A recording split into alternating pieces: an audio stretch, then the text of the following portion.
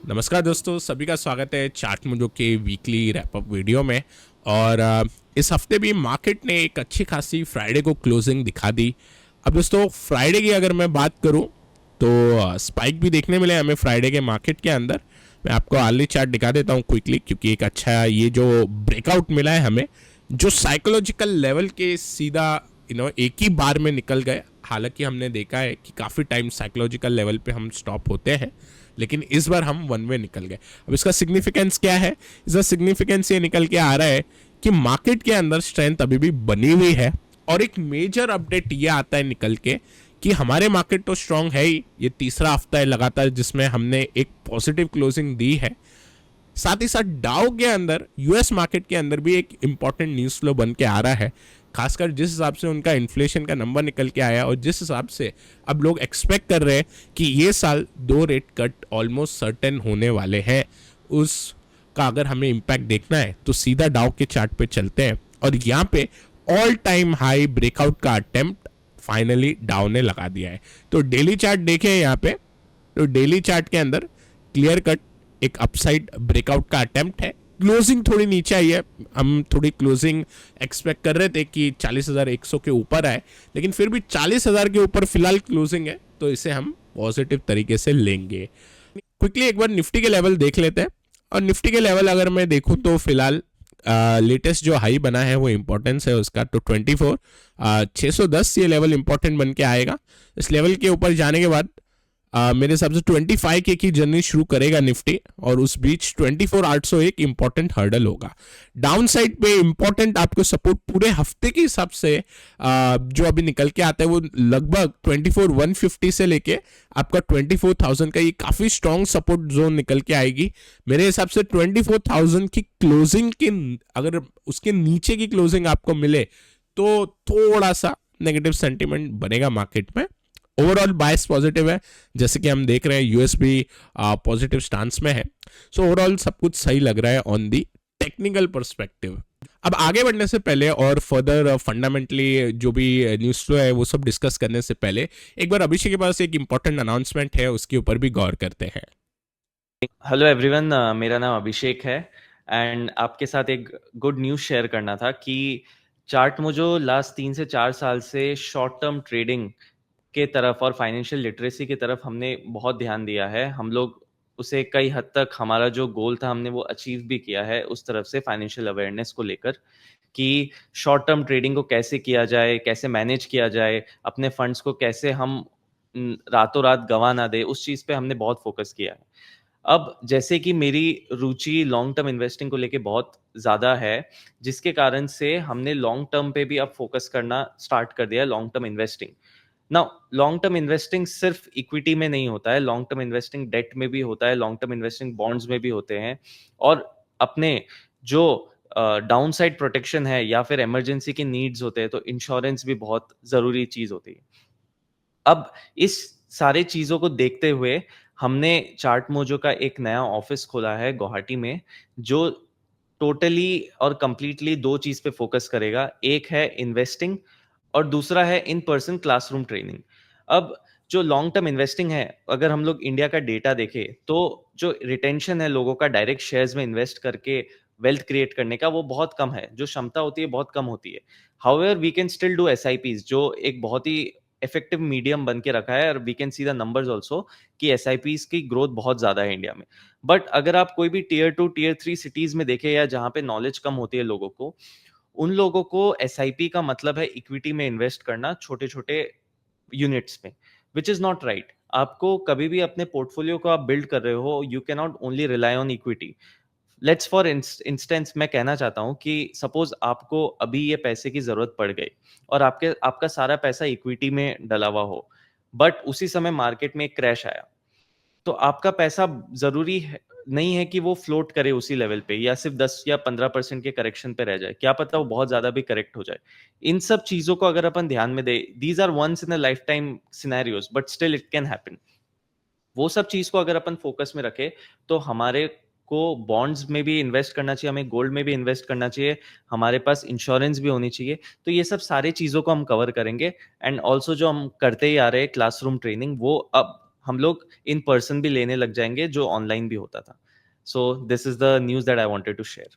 तो दोस्तों जो भी आप सब गुवाहाटी सिटी के नियर बाय रहते हैं या गुवाहाटी सिटी में रहते हैं तो आप सभी का वेलकम है।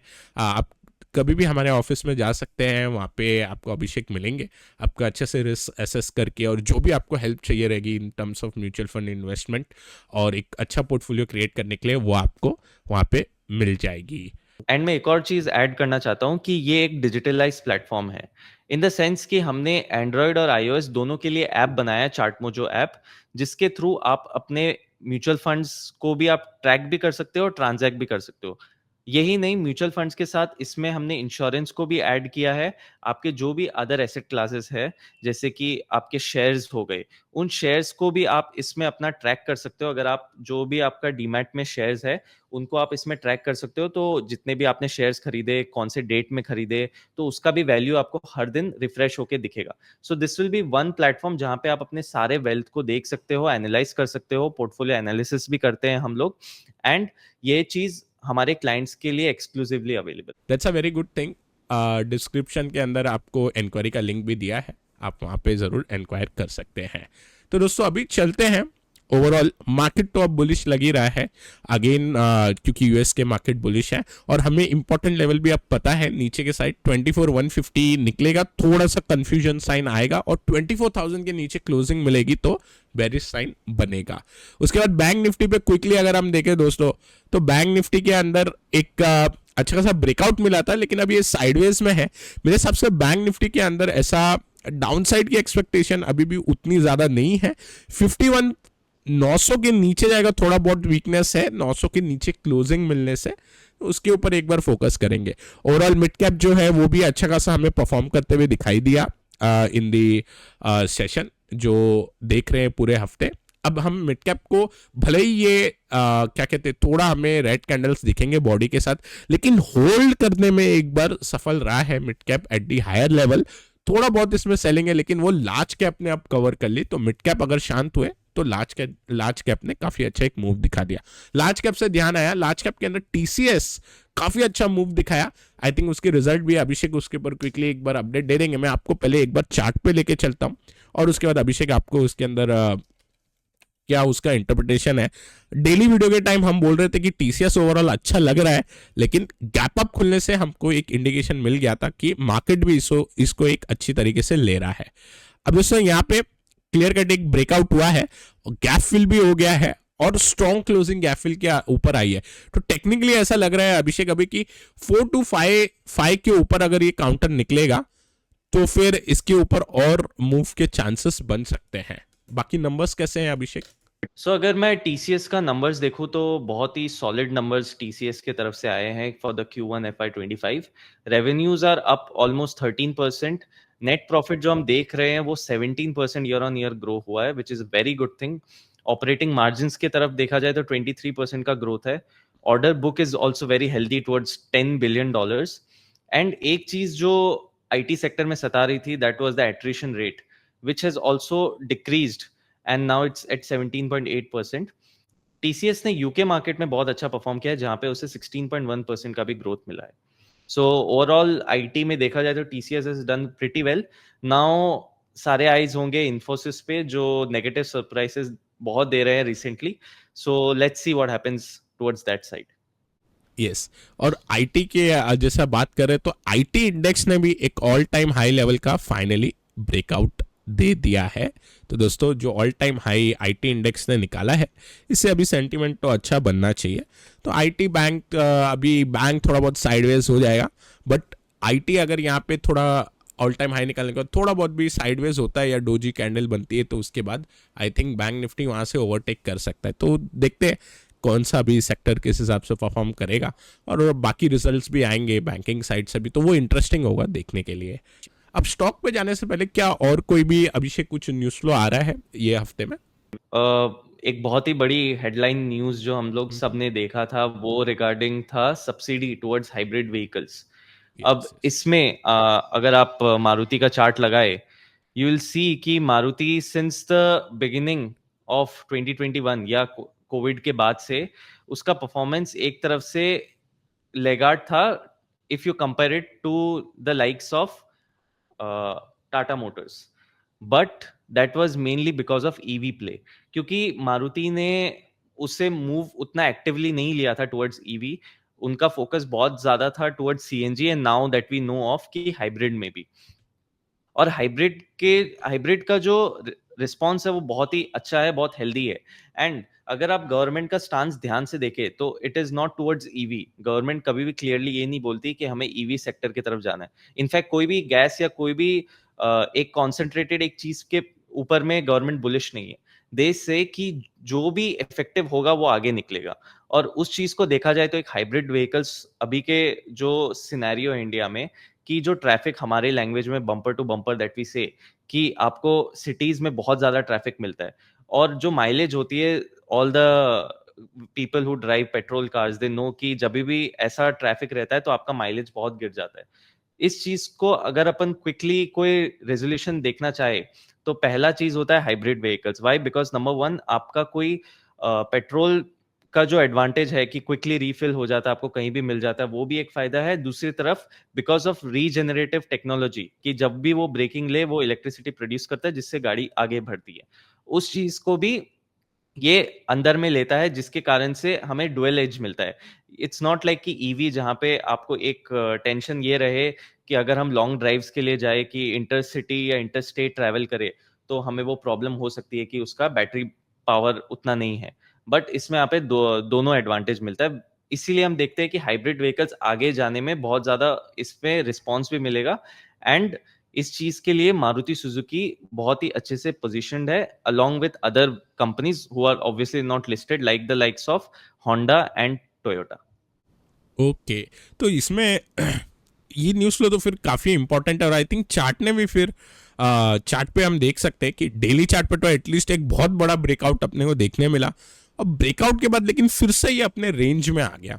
सो हेडलाइन तो बहुत बड़ी है कि कहीं ना कहीं ऐसा शायद Yeah, market. yes, you can say that ये सब चीज हुई बिकॉज अगर अपन बाकी भी चीजें देखें कि auto segment as a whole में क्या प्रॉब्लम आ रहा है, अगर देखा जाए तो टाटा मोटर्स ने भी जो अभी रिसेंट रैली आया है उसमें उसने उस तरह से पार्टिसिपेट नहीं किया जैसे यूजुअली वो करते आ रहा है after Covid. Why? Because Covid के जस्ट बाद में एक प्रॉब्लम आया था सेमीकंडक्टर का, जिसके कारण से डिमांड सप्लाई मिसमैच हुआ था, और डिमांड बहुत ज्यादा था, सप्लाई बहुत कम था।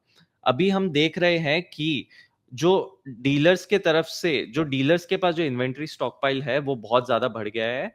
एंड जो रिटेलर्स है वो, मतलब basically the customers, they are not buying the cars as much as they thought. The companies like Tata Motors, they thought कि वो उतना खरीदेंगे, उतना वो खरीद नहीं रहे हैं। इसलिए हम देखा है तो तुरंत आफ्टर दिस हाइब्रिड अनाउंसमेंट कि वो लोग सब्सिडी देंगे, उसी के बाद से टाटा मोटर्स ने, महिंद्रा ने जिसने अभी अभी एक कार लॉन्च करी है, उसने उन कारों में भी डिस्काउंट्स देना स्टार्ट कर दिया है।